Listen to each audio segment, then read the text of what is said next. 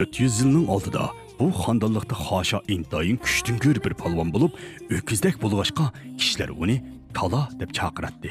Vinda bo'lsa 400 yil avvalgi bir diva ismli malik edi. Aksicha odamni hayron qoldirgani odamning askisi bo'lgan Xilla diva malikining bo'g'iz eri hamda taxt varisi Ranxo edi. Kala bo'lsa har vaqt kalida qarab turadigan xonadonlikning qarovuli edi. Efendim, matamga qaranga.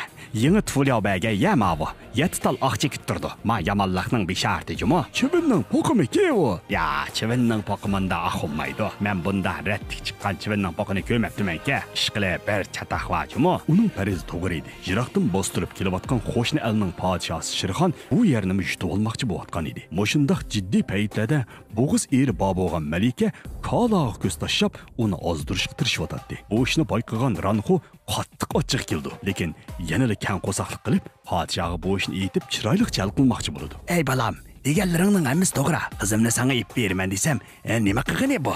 Lekin musha zamonning ballari taza gap anglamaydigan bo'lib ketdi. Shu 4 yildan keyingi ballar yaxshi gap anglaydigan bo'lib chiqamiki deymi? Qanday qilay deysa o'zing? Birga bir otimi, tutib olsam, xotin nima olaman, taxt nima olaman. Burundan tortib er kishining jidilni ko'rishga amroq bo'lgan bu malika bu gapni anglab shu zaman bu fikrga qo'shildi. Musobaqa boshlanishi bilan bular otni choptirib, sho'r tuz arshonning ustida oyat mamatliq bir jangni elib boradi. Shu orliqda so'qqa yishib ketgan ba'zi bolalar to'yning oldida bir arshonga uchib chiqay deb qumarshongni ko'rib kelib o'zini otidi. Ranxo bo'lsa Kalaning angizi yishib ketganini ko'rib, "Senda cho'qim revmatizm bor" deb bir tipik bilan uni qumga ko'mab qo'ydi. Lekin xotin muyimmi, revmatizmmi? Kala shu zaman qaddini ruslab,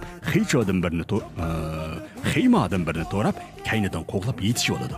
Hamda uning qo'lida malikaning "Voy nomusom" deb o'zini to'rib oladigan yiliq sariyasini yuzlab ilib, oxirgi nuqtaga yetkazib, ikki kishilik musobaqada intoyin sharaf bilan oxirdan sanaganda ikkinchi bo'lib qoladi. Orjisini buniga taqab qo'yib musobaqa ko'rayotgan malika kaynidan sanaganda chempion bo'lgan Ranxoni rag'batlantirish uchun xalqlarga uni ishik oldigacha qizg'inlik bilan uzitib qo'yishini buyurdi. Murodiga yetgan malika Kalaga qarab cho'nqur bo'lmag'ir xiyollarga uchib ketadi. Hamda xiyolda bir to'p qizlarni fujurjanti qilib, shirim desa shirim deb Kala bilan bir turkum tabiat qonunlariga xilof bo'lgan harakatlar bilan usulga uchib ketadi. Ular gohida cho'rikka yo'linib o'ynasa, gohida cho'rgilib o'ynaydi. To'yga qiz tarafning o'ziga eng yangi yuya pildim birini qo'yganligini ko'rgan Kala xoshalligida o'sirib osmonga chiqib ketadi. Mana bu muhabbat nima degan oddiy ham qo'pol, ha?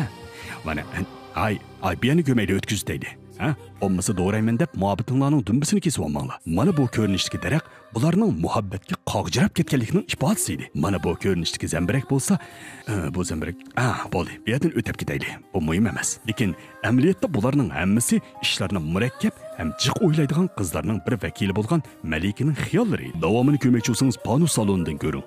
Salon nomi Oshpatti iziqliq. Azlasini bak sapkar edi. Osh mayli. Nimdi isteversin? Men unda haqning gaplarini pisantim qilib ketmayman, ha? Haqchi yashamtoq. To'g'rida hozir Davban Panus saloni Davban yandan bayallab chiqib ketdi sizni do'rab. Chiqiraman asrimni, ha. Ya, men degan yandan bayan nemakan? Maka toza, maka yandan bayan. Senmi yandan bayan? Menmi? Maka ko'raylik, maka yandan bayan qila. 抖音